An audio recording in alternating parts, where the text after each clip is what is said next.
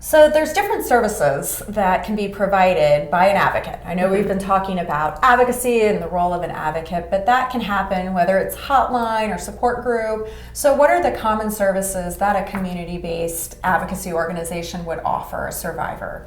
So we have a variety of different services that we provide, like other organizations, other community-based advocacy groups, and that can range from those really frontline services that come into a survivor's life right after an assault. So that might look like hospital advocacy.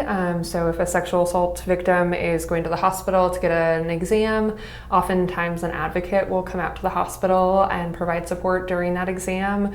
There's also criminal justice advocacy, so helping somebody identify their reporting options, going with someone to make a report, working with somebody to get case updates from a detective.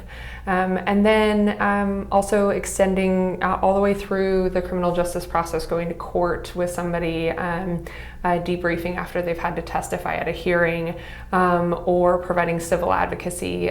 So going with someone to apply for an order of protection or helping connecting them with legal resources.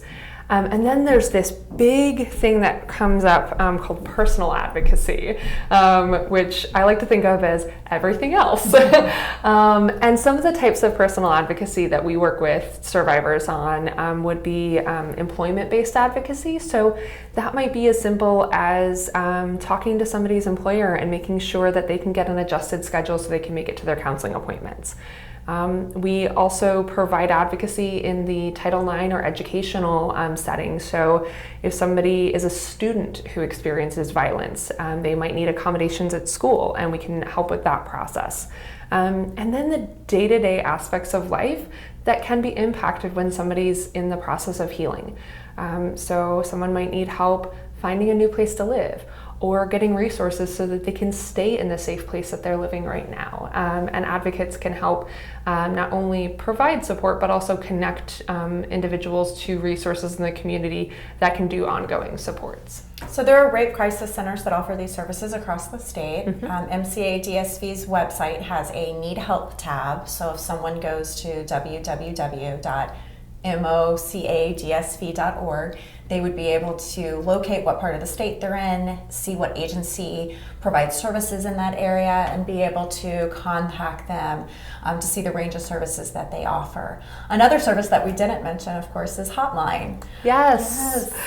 So most community-based advocacy organizations have a hotline, many of which are 24/7, and I think it's such a critical component of the support that we give to survivors is that we recognize that trauma doesn't exist 9 to 5, Monday through Friday, and so we want to make sure that individuals have support anytime they need it. I think it's really great when community partners are working with the survivor to make sure that the survivor knows the hotline number for their local community and for their community-based advocate, because having that opportunity to reach out anytime you need it just provides a little bit of a sense of security and safety for that individual.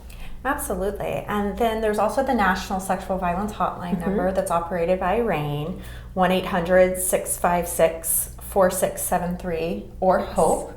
So somebody could always just call that number, and then they would be able to also provide some basic advocacy, safety planning, and help connect them to the local resource if they didn't directly contact them. Yes, and RAINN also has a hotline for Spanish speakers, which is really fantastic. We actually work with them, and so folks can talk to someone in the language they're most comfortable with.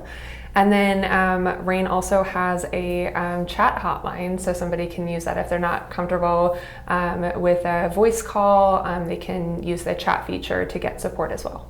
I love promoting Hotline as like an initial kind of point of contact because people can do it at any hour, and if they're nervous about meeting face to face, it's kind of a good way to be able to get an initial interaction with a facility. And again, then part of their job is also to explain what can you expect from an advocate, because the survivor may not know either. But it's always great to promote those local resources.